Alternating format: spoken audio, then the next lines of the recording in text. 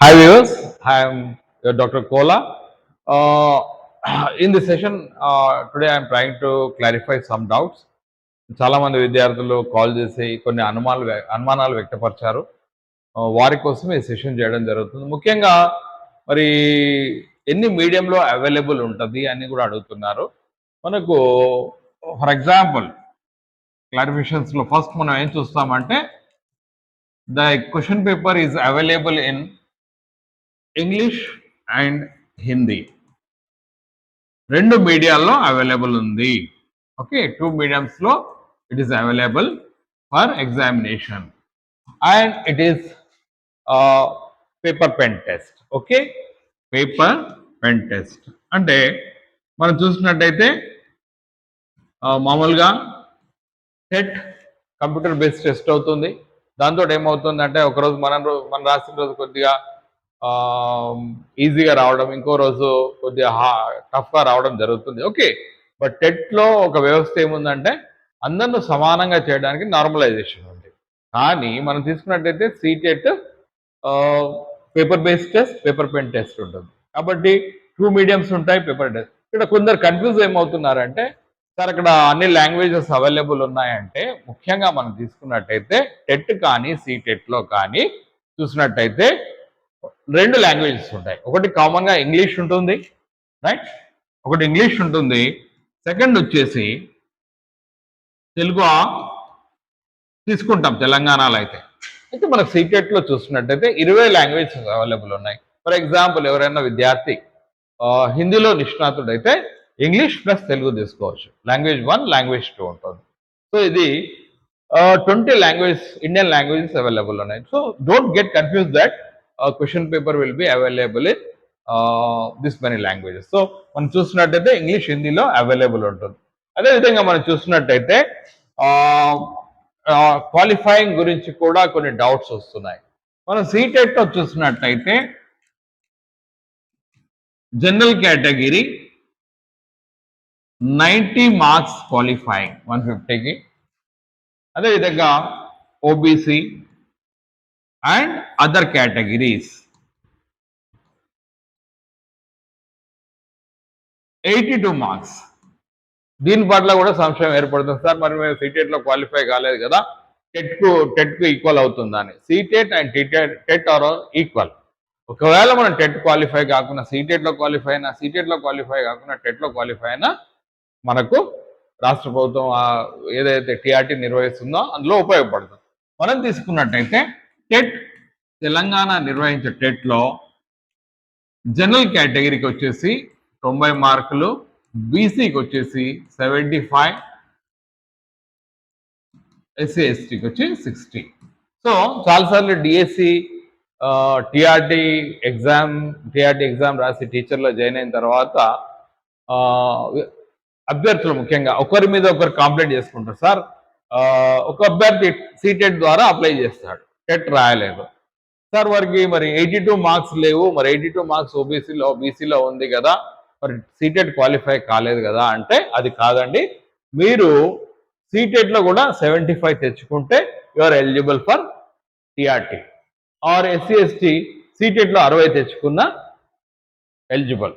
ఇది క్లారిటీగా మీరు చూసినట్టయితే సీటెట్ యొక్క బ్రౌచర్ లేదా మనం సీటెట్ యొక్క నోటిఫికేషన్లో చూసినట్టయితే క్లియర్గా మెన్షన్ చేయడం జరిగిందంటే ఏ రాష్ట్ర ప్రభుత్వాలు ఏవైతే క్రైటీరియా పెట్టుకుంటాయో వాటి ఆధారంగానే వాళ్ళు క్వాలిఫైకి ఎలిజిబుల్ అని చెప్పారు. అంటే తెలంగాణ గవర్నమెంట్లో general 90, BC 75 and SC ST ఈ మార్క్స్ ఏవైతే ఉన్నాయో 90 మరియు 82 ఇది మనం కేంద్రీయ విద్యాలయాలు, అదేవిధంగా నవోదయ విద్యాలయాలు, అదేవిధంగా ఇంకేమైనా లేకపోతే for example EMRS Eklavya model residential schools అన్ని కేంద్రీయ విద్యాలయాలకు ఏవి సంబంధించిన వాటికి రాసినట్టయితే ఈ వర్తిస్తుంది. కాబట్టి ఇది ఇంకో రెండో డౌట్.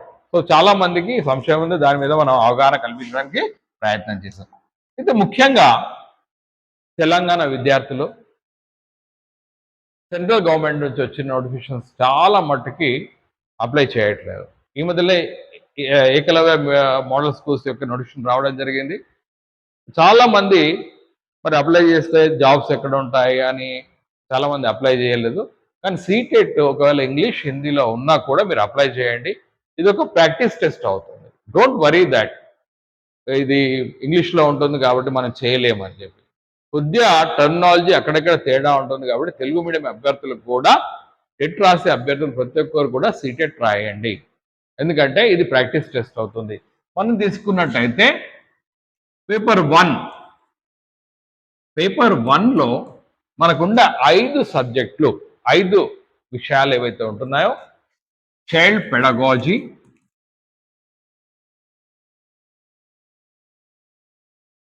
రైట్, లాంగ్వేజ్ 1 అంటే English, language 2 Telugu, right, maths, right, and EVS. వీటిలో మనం చూసినట్టయితే 30 మార్కులు ఉంటాయి. ఇక్కడ మనం చూసినట్టయితే లాంగ్వేజ్లో కంటెంట్ 24 ప్లస్ పెడగాలజీ లేదా మెథడాలజీ 6 మార్కులు ఉంటాయి. సో కామన్గా దీంట్లో అన్నిట్లో కూడా అదే విధంగా ఉంటున్నాయి. సో వీటిని మరి దీంట్లో స్కోర్ చేయాలి అంటే ముఖ్యంగా 1 to 5th క్లాస్ బుక్స్ చదవాలి. ఓకే, మనం చూసినట్టయితే సిలబస్ కూడా సీటెట్ వెబ్సైట్లో ఉంటుంది, లేదా మీరు సీటెట్ పాత వెబ్సైట్ చూసినా కూడా దాంట్లో ఉంటుంది. సీటెట్ యొక్క బ్రౌచర్ పాత చూసినా కూడా ఉంటుంది. సో 1 to 5th మీద దీన్ని కాన్సన్ట్రేట్. మరి ఇక్కడ ఒక ప్రాబ్లం వస్తుంది ఏంటిదంటే, మరి ఎక్కువ స్కోర్ చేయాలనుకున్న వాళ్ళకి ఏమి ఇబ్బంది కాదు.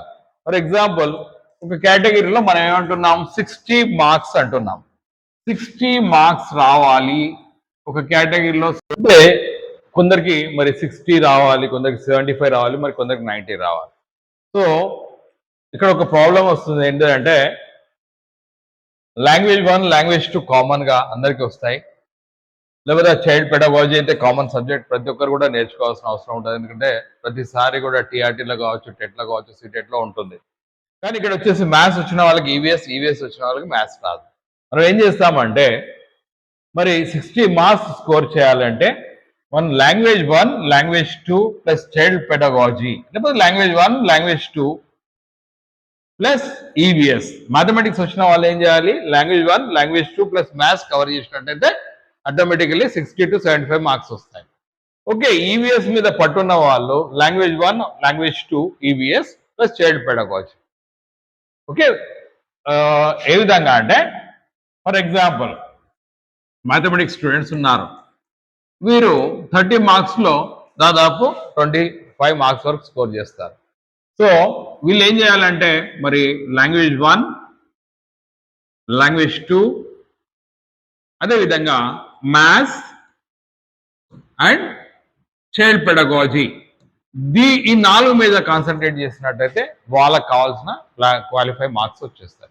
ఓకే, మనం బై టు బై చేసిన ఎన్ని వస్తాయి, 120 మార్కులు వస్తాయి కదా. అదే ఈవీఎస్ మీద పట్టున్న స్టూడెంట్ని మనం తీసుకున్నట్టయితే వాడికి ఎట్లాగో మ్యాథ్స్లో వీకే ఉంటాడు కాబట్టి మనం ఏం చేస్తున్నాము, we have to concentrate on language 1 language 2 plus EVS and child pedagogy. ఈ విధంగా మనము ఈ 4 అంటే మన స్ట్రాటజిక్గా చదివినట్టయితే 120 మార్క్స్ మనం స్కోర్ చేయొచ్చు. ఎక్కడైతే మనకు ఫర్ ఎగ్జాంపుల్ ఈవీఎస్ స్టూడెంట్ ఉన్నాడు అనుకోండి, మ్యాథ్స్ ఎంత చేసినా వర్కౌట్ అవుతలేదు, దాని మీద స్ట్రెస్ పెట్టే బదులు ఈ 4 మీద ఫోకస్ చేసినట్టయితే definitely we will get through. నేను 120 మార్క్స్ ఎట్లా స్కోర్ చేయాలని చెప్తున్నాను. ఓకే, 150కి 120 is a big score. So మనం ఏం చేస్తున్నాం, we are concentrating on English, Telugu, mathematics and child pedagogy. అదే ఈవీఎస్ స్టూడెంట్ అయితే English, Telugu, EVS and child pedagogy. So that we can score 120/150. అంటే బై టు బై రాకున్నా will be near 100. So don't worry about that one to get in to the qualifying mark. అదేవిధంగా teachers కూడా చాలా మంది ఈసారి టెట్ రాస్తున్నారు. మీరు కూడా, ఎందుకంటే ఎస్జిటిలో ప్రైమరీలో మనం తీసుకున్నట్టయితే మ్యాథమెటిక్స్ పట్టున్న వాళ్ళు కొందరు ఉంటారు, ఈవీఎస్ పట్టున్న వాళ్ళు కొందరు ఉంటారు. కాబట్టి ఈ ఫార్ములాను అప్లై చేసి you can get to the examination, right. So ఈ విధంగా మనం చేసినట్టయితే we can get to paper 1. Paper 2 వచ్చేసి కొద్దిగా ఇక్కడ డిఫికల్ట్ ఏమొచ్చిందంటే పేపర్ 2లో language 1, language 2 as well as child pedagogy, ఇదైతే common subject. Science and mathematics వాళ్ళకి మ్యాథ్స్ అండ్ సైన్స్ రెండు ఉన్నాయి.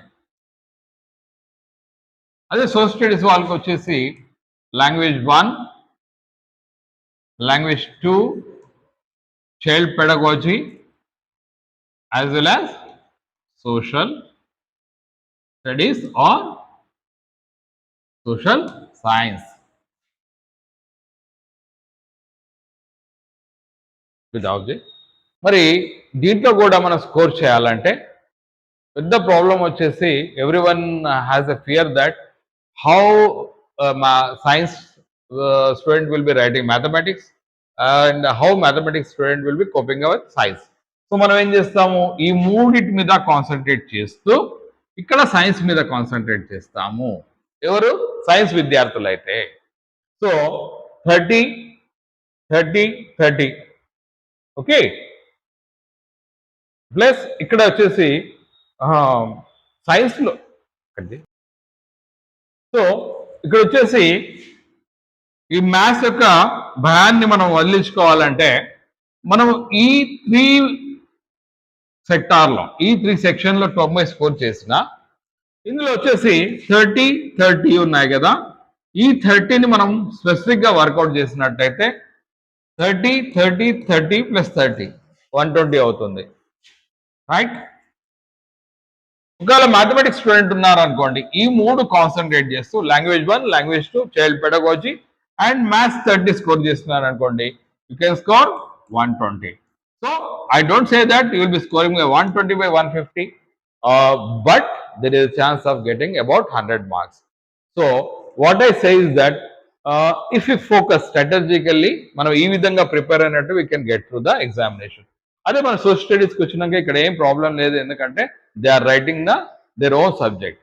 సో ఒక్కటి గుర్తుంచుకోవాలి, సీటెట్ కానీ టెట్ కానీ ప్రిపేర్ అవుతున్నప్పుడు మనము స్ట్రాటజీ ఏ విధంగా ఉండాలి.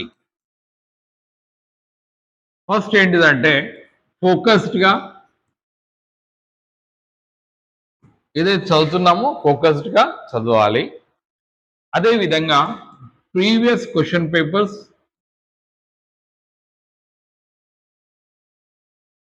పేపర్స్ సాల్వ్ చేయాలి. అదేవిధంగా try to prepare your own notes, ఏదైతే సబ్జెక్ట్స్ ఉన్నాయో మీ ఓన్ నోట్స్ చేయండి. అదేవిధంగా try to follow expert advice, okay. ఇది కాకుండా లాస్ట్లీ ఎక్కడైనా మీకు డౌట్స్ వచ్చినప్పుడు రెఫరెన్స్ బుక్స్ చూడండి, చాలా పుస్తకాలు నెట్లో అవైలబుల్ ఉన్నాయి. సో ఈ విధంగా మనము టెట్ మరియు సీటెట్ సంబంధించి ముఖ్యంగా మీకున్న సంశయాలు, ముఖ్యంగా మీడియం సంబంధించి సీటెట్లో, అదేవిధంగా క్వాలిఫైయింగ్ మార్క్స్ గురించి కూడా, సీటెట్లో క్వాలిఫైయింగ్ ఏంటి, టెట్లో క్వాలిఫైయింగ్ ఏంటి, అదేవిధంగా ఎక్కడా కూడా అంబిగ్యూటీ లేదు, డౌట్ లేదు, ఎందుకంటే సీటెట్ బ్రోచర్లో క్లియర్గా చెప్పారు ఏదైతే రాష్ట్ర ప్రభుత్వానికి వర్తిస్తుందో ఆ క్వాలిఫైయింగ్నే కన్సిడరేషన్ చేస్తారు, ఓన్లీ కేంద్రీయ విద్యాలయాలు నవోదయాలు రాసినప్పుడు. ఓకే. అదేవిధంగా we try to clarify that ఎట్లా మనం స్కోర్ చేద్దాము ఫస్ట్ పేపర్లో, అదేవిధంగా సెకండ్ పేపర్లో ఎట్లా స్కోర్ చేద్దాము అన్నది మనం డిస్కస్ చేసాము. Definitely I think that this will be working out, hoping that all the students who are going through that definitely will be getting through the examination. Thank you. Signing off, Dr. Kola.